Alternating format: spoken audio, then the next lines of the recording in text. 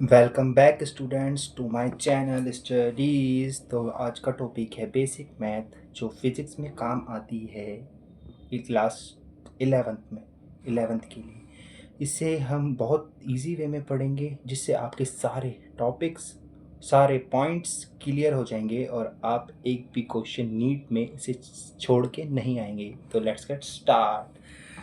तो स्टूडेंट्स देखिए, अगर एक सर्कल है और उसमें एक आर्क है थीटा एंगल की, बस इतनी सी आर्क है थीटा एंगल की, तो इस थीटा और हमें थीटा गिवन है, रेडियस भी गिवन है, तो हम आर्क कैसे निकाल सकते हैं? इसका फॉर्मूला होता है theta is equal to arc upon में रेडियस।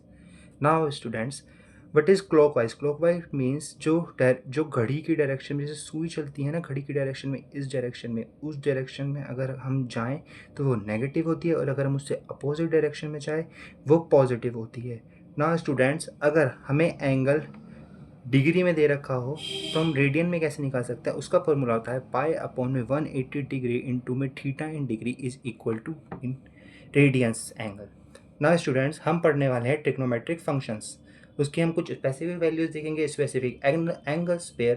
तो साइन थीटा, कोस थीटा और टेन थीटा, उनकी वैल्यूज देखेंगे हम 0 डिग्री, 30, 45, 60, 90, 120, 135, 150 एंड 180 डिग्रीज पे। तो देखते हैं, साइन थीटा 0 डिग्री पे 0, 30 1/2, 45 degree 1/√2, 60 degree √3/2, 90 degree 1, 120 degree √3/2, 135 degree 1/√2, 150 degree 1/2 and 180 degree is equal to 0। ऐसे ही कोस थीटा और टेन थीटा की भी आपके सामने लिखी हैं, आप एक बार पॉज करके इसे पढ़ सकते हैं। तो स्टूडेंट्स, अब हम देखेंगे Cartesian plane. Cartesian plane means the x, ये ग्राफ होता है जिसमें एक्स और वाई एक्सिस एक साथ मिलती हैं। हम क्या देखते हैं गाइस, ये 0 डिग्री होता है यहाँ पे 90 डिग्री होता है, ये 180 डिग्री, ये 180 डिग्री, ये 270 डिग्री, और अगर हम पूरा राउंड कंप्लीट करते हैं तो ये 360 बनता है। तो 0 से 90 डिग्री फर्स्ट क्वाड्रेंट कहलाता है, 90 से 180 सेकंड क्वाड्रेंट, 180 से 270 थर्ड क्वाड्रेंट, 270 से 360 फोर्थ क्वाड्रेंट कहलाता है। अब जो फर्स्ट क्वाड्रेंट होता है उसमें सारे ट्रिग्नोमेट्रिक फंक्शंस पॉजिटिव होते हैं।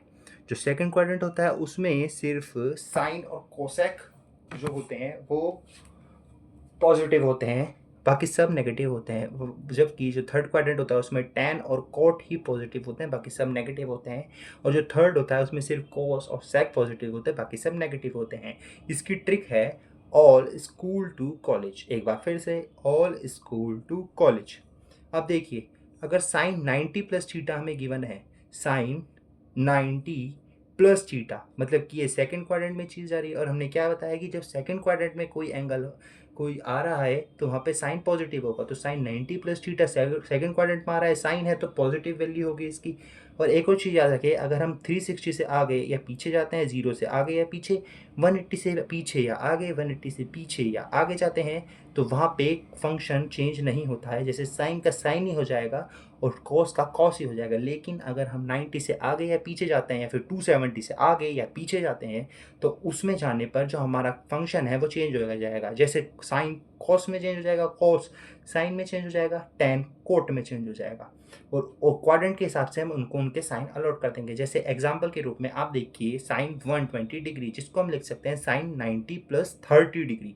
तो sine 90 plus theta is equal to 30 degree, मतलब साइन 90 प्लस 30 डिग्री, ये आएगा सेकंड क्वाड्रेंट में साइन। हाँ, तो ये क्या हो जाएगा, सेकंड क्वाड्रेंट में जो साइन है वो पॉजिटिव है, मतलब कि पॉजिटिव वैल्यू आएगी। हाँ, और 90 से हम आगे जा रहे हैं तो साइन कॉस में चेंज हो जाएगा, मतलब कि कॉस 30 डिग्री, और कॉस 30 की वैल्यू आप यहाँ से देख सकते हैं, कॉस 30 की वैल्यू होती है √3/2। और इज इट इज़, हम इसी तरीके से सारे क्वेश्चंस ये सॉल्व करेंगे। अब यहाँ पे आप देख सकते हैं कि साइन की और कॉस की कुछ स्पेसिफिक एंगल्स पे कुछ स्पेसिफिक वैल्यूज हैं। जैसे साइन 37 3/5, कोस 37 4/5, साइन 53 4/5, कोस 53 3/5। अब हम देख सकते हैं कि जो टेन थीटा है उसको हम बोलते हैं परपेंडिकुलर अपॉन में बेस, उसको हम बोलते हैं परपेंडिकुलर अपॉन में बेस। वहीं जो टेन थीटा परपेंडिकुलर अपॉन में बेस होता है, साइन थीटा परपेंडिकुलर अपॉन में हाइपोटेन्यूस होता है, कोस थीटा बेस अपॉन में हाइपोटेन्यूस होता है, कोट थीटा बेस अपॉन में hypotenuse, cosec theta hypotenuse upon में परपेंडिकुलर होता है, सेक थीटा हाइपोटेन्यूस अपॉन में बेस होता है। अब यहाँ पे कुछ ऐसे फॉर्मूलाज हैं जो हम याद कर सकते हैं, very easy. Sine A plus minus B is equal to sine A cos B plus minus cos A sine B. cos a plus minus b is equal to cos a cos b plus minus sin a sin b.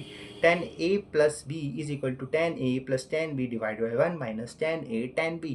sin two theta को हम 2 sin theta cos theta कह सकते हैं। इसे आप pause करके एक बार लिख लीजिए और इन्हें अच्छे से याद कर लीजिए, आपको कोई प्रॉब्लम नहीं होगी कोई भी क्वेश्चन सॉल्व करने में। तो हम दूसरे जगह पे आते हैं। अब हम पढ़ेंगे अर्थमेटिक प्रोग्रेशन। अब ये अर्थमेटिक प्रोग्रेशन एक वो होता है जिसमें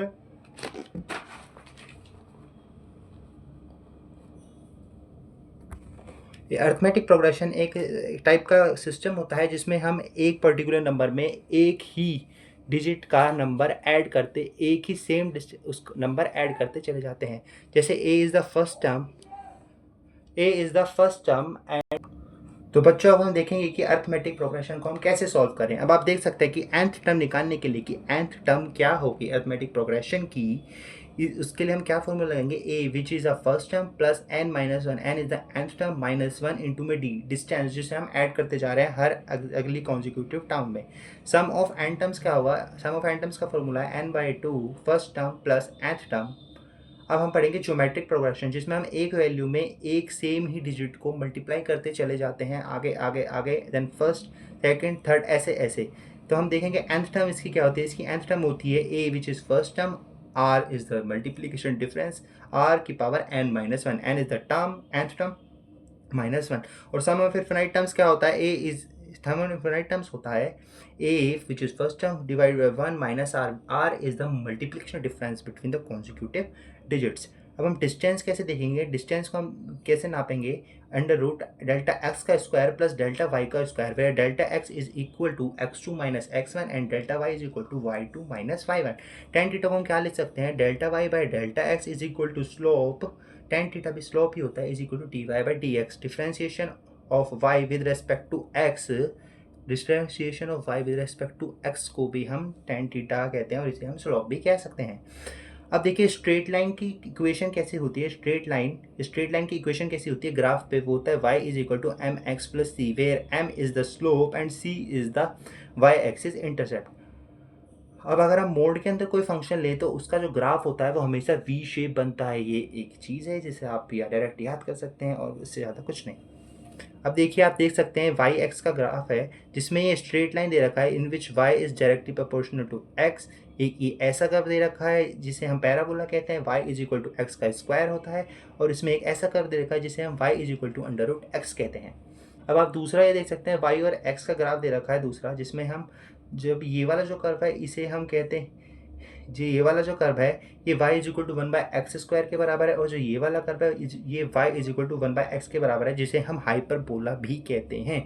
अब हम क्वाड्रेटिक इक्वेशन पे जाएंगे। क्वाड्रेटिक इक्वेशन इस टाइप की होती है, a x square plus b x plus c is equal to zero, जिसमें हम एक्स विच आर जीरो की मतलब कि एक्स की कोई ऐसी वैल्यू जिनसे ये equation is equal to zero के बराबर हो जाए उसे हम फाइंड करते हैं। X is equal to minus b plus minus under root b का square minus 4ac divided by 2a।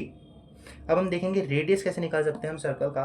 तो सर्कल की इक्वेशन का हम रेडियस कैसे निकालते हैं, अंडर रूट एक्स का square under root delta x का स्क्वायर पर डेल्टा वाई का स्क्वायर, ये होता है सर्कल की रेडियस फाइंड करने का तरीका उन कार्टेशियन प्लेन ग्राफ जो होता है एक्स वाई प्लेन वाला। ठीक है, अब हम देखेंगे कि हम रेडियस अब हम एलिप्स की इक्वेशन देखेंगे। एलिप्स की इक्वेशन का फॉर्मेट होता है x square divide by a square plus y square divided b square is equal to one. Slope जो होता है वो होता है slope is equal to d y by d x. अब हम देखेंगे कि log e की पावर ई वन के बराबर होती है, log e की power one is equal to zero होता है, log e x y is equal to log e x plus log e y के बराबर होता है, log e x by y is equal to log e x minus log e y के बराबर होता है, log e एक्स की power n is equal to n log e x के बराबर होता है। इसका एग्जाम्पल है, जैसे हम देख सकते हैं कि log e 6/7 को हम लिख सकते हैं log e 6 minus log e 7, जैसे आप देख सकते हैं इस फॉर्मूले भी है। हाँ, तो ये बेसिक मैथ के सारे फॉर्मूलाज कॉन्सेप्ट्स को हमने अच्छे से क्लियर कर लिया है। बस आपको एक बार इसे मैनुअली याद कर लेना है, उस पर थोड़े बहुत क्वेश्चंस प्रैक्टिस कर लेना है, आपको कोई प्रॉब्लम नहीं होगी नीट में। तो गाइस अगर आपको वीडियो अच्छी लगती है तो आप इस वीडियो को सब्सक्राइब कीजिए, इस पर कमेंट कीजिए और इस पे को शेयर कीजिए, ज़्यादा से ज़्यादा लाइक कीजिए। और अब हम मिलेंगे अगली वीडियो में। Bye guys.